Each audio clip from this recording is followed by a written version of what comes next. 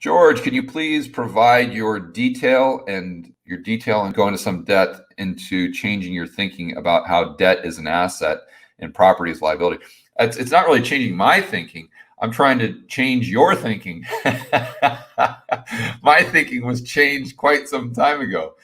But I just try to pose the question, is your property the actual asset on your balance sheet, or is it the liability?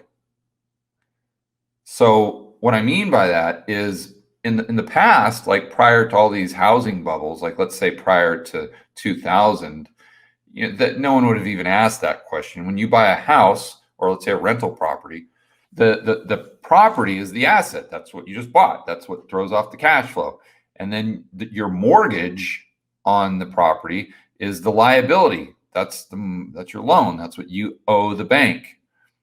But see, now in this crazy world in which we live, and with housing prices in so many areas being just in a huge bubble, and if you're buying a property where the price is extremely high relative to the historic trend line adjusting for inflation, then I would argue that property is actually a liability, because you've got so much downside in the nominal price and the real price, by the way, of the house. Now, I'm not saying that nominal prices are going down. I think they most likely will kind of trend higher in 2021. I think it really depends on that forbearance. If the forbearance kicks in and people have to really start paying their mortgages again, and if we don't have any more stimmies, then I think you're going to see nominal prices start to head south.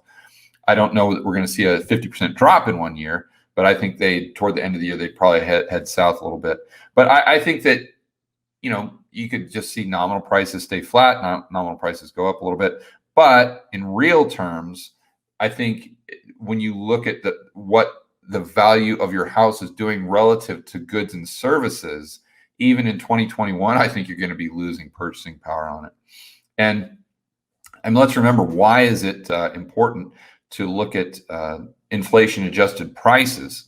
Because that's kind of in a way telling you how many loaves of bread you can buy with your house, right? So if right now you can buy 100,000 loaves of bread with your house, and next year you can only buy 90,000 loaves of bread with your house, but the price of your house is increased.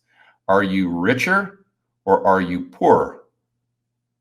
You're poorer, because your purchasing power has actually decreased. So my point is, I think that if you look at a long-term chart, you've got to come to the conclusion that at some point in time, we've got to get back down to the historic trend line, because that's based on income, and income is what you need to pay the mortgage.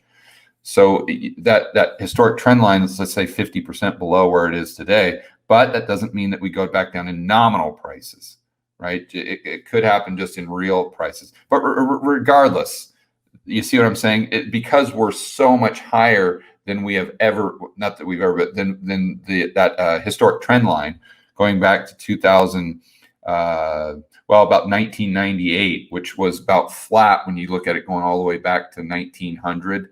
So on our 100 and let's call it 30-year trend line, the prices are so much higher than that, adjusted for inflation.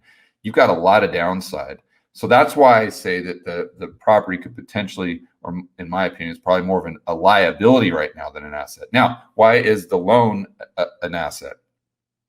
Because if you can get a fixed rate 30-year mortgage at 3%, and you've got a property that's cash flow positive, that's paying you a good return to own it, you're being paid to short the dollar. To me, that's an asset. That's like a moneymaker, right? So it's like it's switched.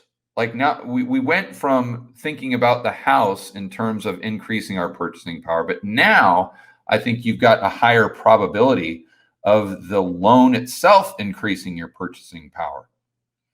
And it might offset the decrease in purchasing power of the property itself. So how does that work?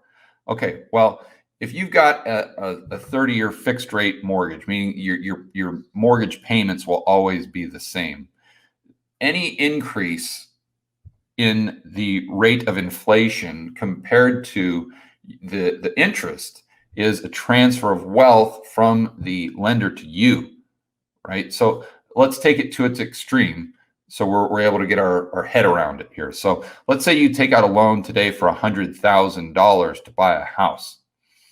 And let's just say you have a balloon payment.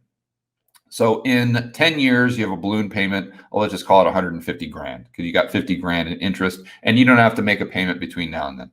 I know, unrealistic, but we're just using it as an example to really understand the concept. And let's say that we go through a bout of hyperinflation. Okay, well, today, let's say that you can buy 100 loaves of bread with that $100,000, or in other words, with your house. In 10 years, you can still most likely buy 100 loaves of bread or close to it. It's not going to be zero. Let's say 100,000 loaves of bread with the house. Okay, but let's say we have so much hyperinflation that a loaf of bread costs $100,000. See, so now you can make that balloon payment with a loaf and a half or 2 loaves of bread. Okay, but remember, your house, you can buy 100,000 loaves of bread. See, so you've had a transfer of wealth from the bank to you of 99,998 loaves of bread. That's purchasing power. So you see, that's why I think you could possibly make more money, if you want to use that term, on the loan or the 30-year fixed rate mortgage than you can on the actual property over the long term. Hopefully that, it's a little harder to explain without a whiteboard, but hopefully taking it to those extremes helps you understand the overall concept.